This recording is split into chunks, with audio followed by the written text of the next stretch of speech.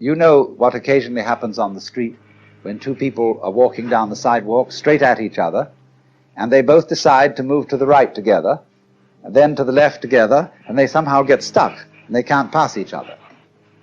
Zen teachers will pull just exactly that sort of stunt when going down a path and meet one of their students, to see if they can get him in a tangle, and can he escape from it.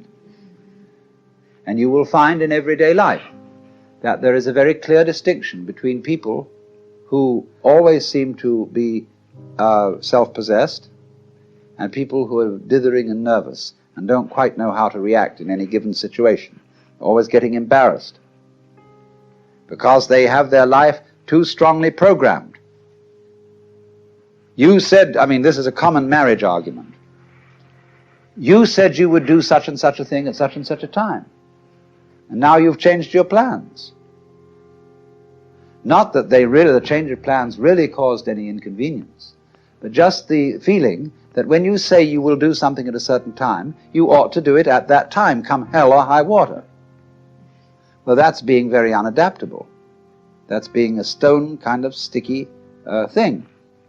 If it, after all, doesn't matter when we do it, and somebody is offended because the time has been changed, that's simply because they are attached to punctuality as a fetish. And this is one of the great problems. This causes many automobile accidents. Men rushing home to be on time for dinner when they stayed late either working or they had to stop for a drink at some bar, or when the girl feels that she has to, if she has a fussy husband and she feels she has to have the dinner ready at exactly a certain moment, she ruins the cooking. You'd rather have a faithful wife and a bad cook.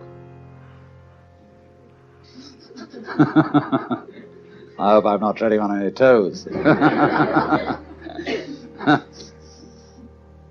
So, you see, we spend an awful lot of energy trying to make our lives fit images of what life is or should be, which they could never possibly fit. So, Zen practice is in getting rid of these images. But it's so explosive socially to do that. And it so worries people. They get vertigo, they get dizzy, they don't know which end is up. There was a very interesting dinner party once where a Zen master was present, and there was a geisha girl who served so beautifully and had such style that he suspected she must have some Zen training. And after a while, when she paused to fill his sake cup, he bowed to her and said, "I'd like to give you a present." And she said, "I would be most honored." And he took the iron chopsticks that are used for the hibachi, the charcoal brazier, moving the charcoal around. He picked up a piece of red-hot charcoal and gave it to her. Well, she had very long sleeves on her kimono. She whirled the sleeves around her hands and took the hot charcoal, withdrew to the kitchen, dumped it, and changed her kimono because it was burnt through. Then she came back into the room, and after a suitable interval, she stopped before the Zen master and bowed to him and said, "I would like to give you, sir, a present." And he said, "I would be very much honored." Of course, he was wearing a kimono, something like this. And so she picked up a piece of coal and offered it to him. He immediately produced a cigarette and said, "Thank you, that's just what I needed."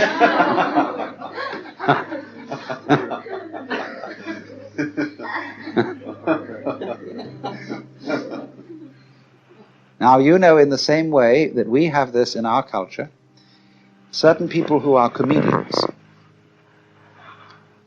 who know how to make jokes and gags in a completely unprepared situation, face them with anything, and they somehow come through. So that is exactly the same thing in a special domain as Zen. Only a master of Zen does this in every life situation. But the important thing is To be able to do this, this is the secret. You must remember, you can't make a mistake. Now, that's a very difficult thing to do, because from childhood up, we have had to conform to a certain social game. And if you're going to conform to this game, you can make mistakes or not make mistakes. And so this thing has gone into us all the time. You must do the right thing. There's certain conduct appropriate here, there's certain conduct appropriate there. And that sticks in us and gives us a double self all our lives long, because we never grow up.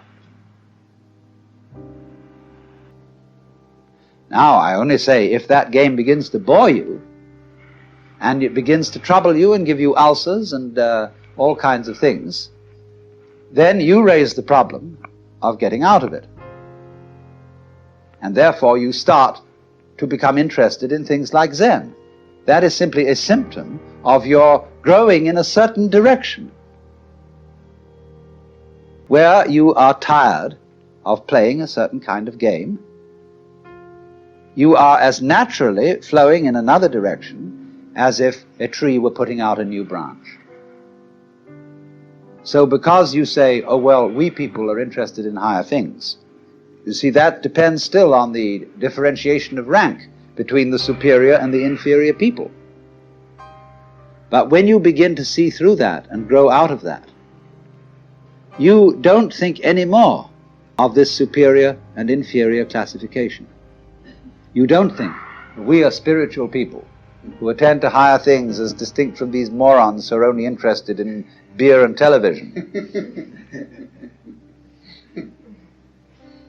This is simply our particular form of life. Like there are crabs, and there are spiders, and there are sharks, and there are sparrows, and so on. But remember, in the process of growth, the oak is not better than the acorn.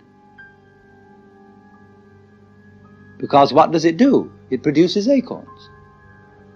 Or you could say, just like I sometimes love to say, that a chicken is one egg's way of becoming others.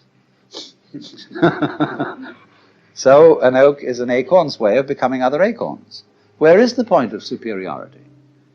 The first verse of that poem I just quoted, first verse is, in the landscape of spring there is nothing superior and nothing inferior.